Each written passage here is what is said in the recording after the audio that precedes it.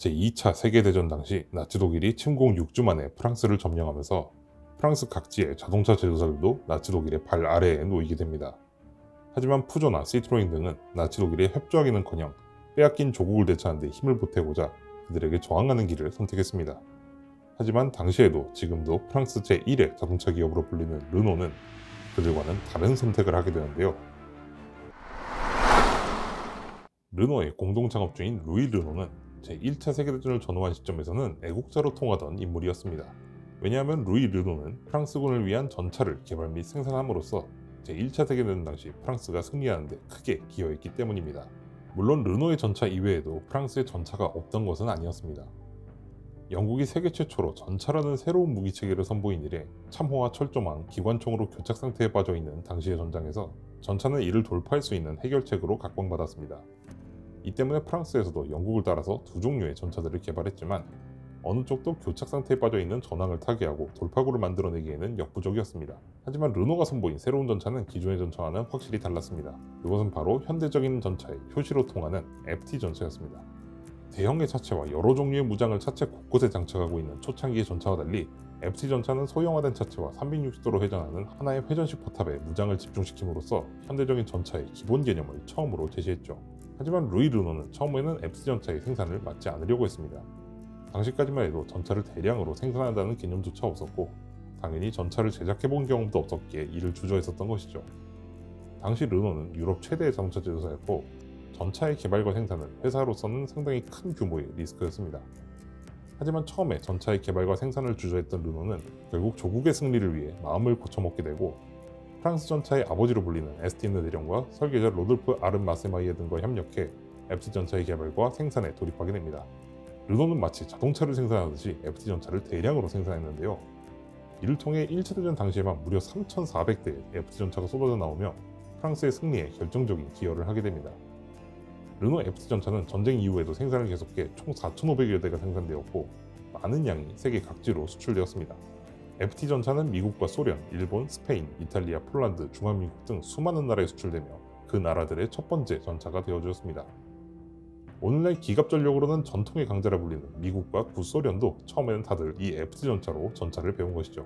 그리고 루이 르노는 FT 전차의 개발과 생산을 맡은 공로를 인정받아 프랑스 정부로부터 레지옹 드네르 훈장을 수여받습니다. 하지만 전쟁이 끝나고 20년 뒤 루이 르노는 또 다른 선택을 하게 되고 마는데요.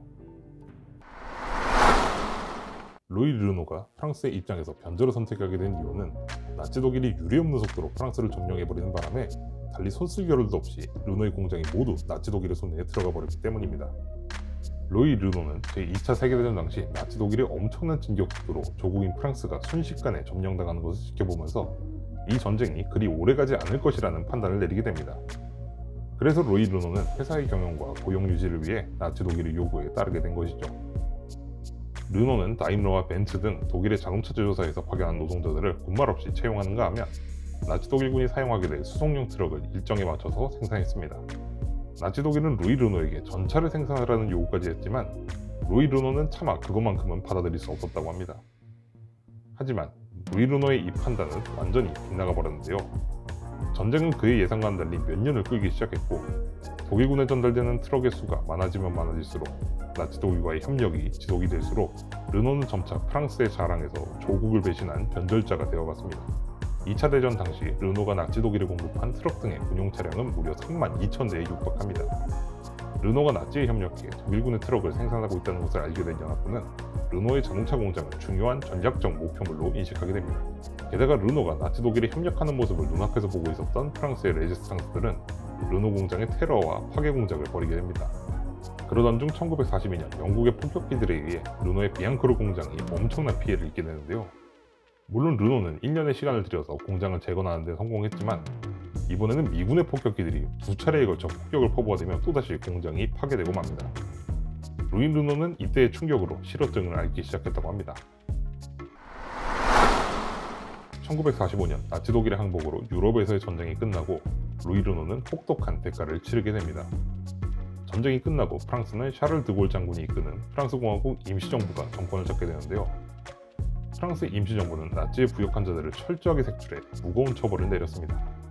당연하게도 루이 르노 또한 그 죗값을 치러야만 했습니다. 프랑스 임시정부는 루이 르노에게 나치 독일의 부역한 죄를 물어 감옥에 가두고 1차 대전의 공로로 그에게 수여되었던 레지옹 드네르 훈장을 몰수합니다. 마지막으로 그가 이끌었던 르노 자동차는 프랑스 임시정부가 국유화를 시키는데요. 이건 역시 나치 독일에 부역한 죄를 물어 강제로 몰수한 것이었습니다.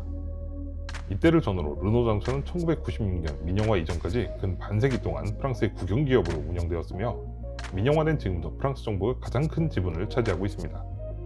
그리고 나치에 협력했던 루이 르노는 옥중에서 비참하게 생을 마감합니다. 한때는 프랑스를 구한 영웅이자 자랑이었으나 잘못된 판단으로 변절자가 되어버린 르노. 이 때문에 오늘날 프랑스 파리에는 시트로eng의 이름을 딴 거리나 공원은 있어도 르노의 이름이 붙은 공원이나 기념물은 없다고 합니다.